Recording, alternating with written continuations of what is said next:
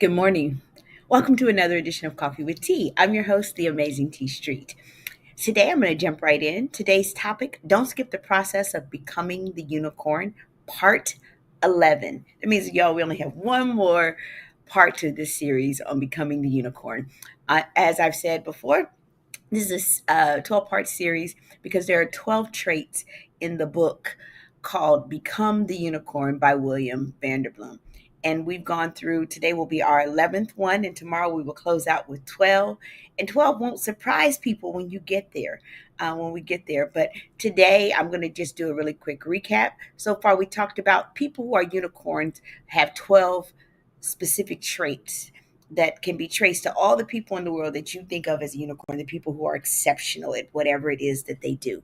And so they are the fast, the authentic, the agile, the problem solver, the anticipator, the prepared, the self aware, the curious, the connected, the likable, and today, the productive. Now, there's a difference between being busy and being productive. There's some people who are always busy. I can't do that because I'm busy. I can't do this because I'm busy. Good morning, Deaconess Teresa. Good morning. I'm busy. I'm busy. I'm busy. But they never seem to accomplish much because there is a difference between being productive and being busy.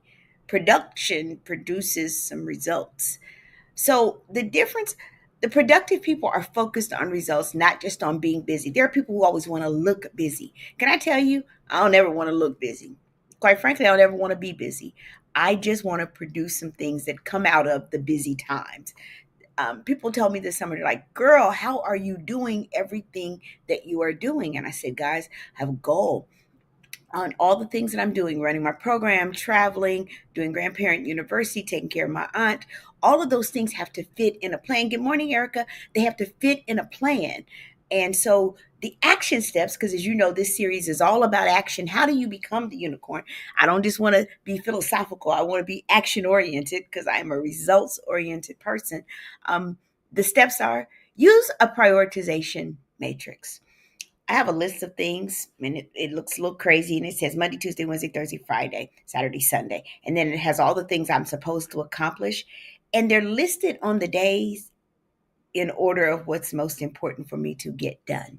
Now, sometimes it gets disrupted. So I might be in the middle of something, a big project, and I get a call that says, hey, something's going on with my aunt. I have to drop it. But what I always do is pull a check mark by it, reminding me I got to come back. I can't mark it off because I didn't finish it. I've got to come back and finish the thing because it got disrupted. It doesn't ever mean that you're so like sold out to the prioritization that it can't ever shift, because as you know, one of the things about people who are the unicorn, they're agile. They can shift and pivot on a dime. So the first one is using a prioritization matrix. Next, block out time for deep work. There's some times when I can have music going, people can come in and out of my office because I'm not working on anything serious. Let me tell you something. When I'm working on a grant, I close my door. I can be in my office and nobody will know I'm there because I need deep work time. I put on some music in the background and I get it in because I block out time for me to do deep work. I can be a multitasker when the work isn't deep. When I can do some really surface level kinds of things, I can do 15 surface level things in an hour. But sometimes I need 2 full hours to write a grant proposal. That's good morning, Jackie. That's really important that you block out time for deep work. Me, I track my outcomes weekly. What did I accomplish this week? Not what was I trying to accomplish. What did I actually accomplish? For example, there are 3 meetings that I have to accomplish before Friday in order for me to have had a productive week. Can I tell you, one of these people is evading me. He has missed meetings with me 3 times this week. And so I wake up this morning to a message from him saying, hey, I haven't forgotten you. I'm scheduling you for Friday. Da, da, da, da. He's also trying to confirm me for a presentation next Friday. So I sent him something, said, I'm willing to meet with you this Friday, but because you haven't met with me, my presentation for you is not confirmed for next Friday because 2 other people have requested me for next Friday. And because they gave me dates and times, I prioritized them because they prioritized me. Because at the end of this week, I need to have all of next week blocked out in terms of time because it's a strong PD week. And so, guess what? No shade, but my prioritization, I moved down on his matrix, so he moved down on mine. Sorry, I have so many hours in a day and so many things that I can accomplish because at the end of the day, I want to be productive and not just busy. Um, and one of the ways that I have done that is I say no to at least, notice I say at least one non essential task every week. T, can you do this? Mm-mm, I'm not doing that. I've added a lot of stuff to my plate, y'all. I'm in a ecclesiastical training class. I'm trying to learn a new job. I'm trying to be a grandma. I'm trying to do all of the things that go along with my life. And so sometimes that means if it's not essential, my answer is likely going to be, yeah, no, I'm not doing that. Thank you for the offer. Thank you for asking me, but yeah, no, I'm not doing that.